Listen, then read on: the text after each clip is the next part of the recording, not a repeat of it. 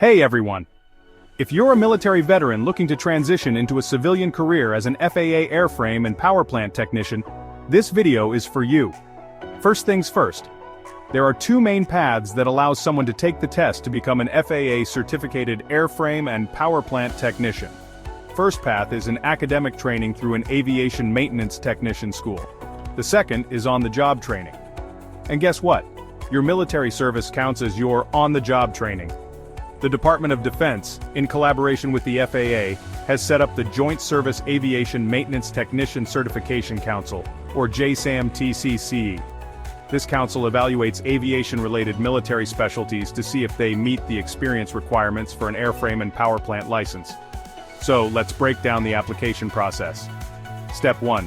Visit your local FAA Flight Standards District Office, or FSDO. An FAA Aviation Safety Inspector will interview you to assess your experience. Make sure to bring all your documentation, including a letter from your executive officer or maintenance officer that certifies your service length, specialty time, and the aircraft or engines you worked on. Next, you'll need as much supporting evidence as possible.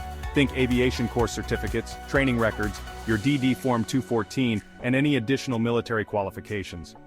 Having an AMT log signed by your supervising mechanic can also help with your application. Now let's talk about the experience requirements. For an airframe license, you need 18 months of full-time airframe mechanic work. Same goes for the powerplant license. But for the full airframe and powerplant license, you need 30 months of concurrent airframe and powerplant experience.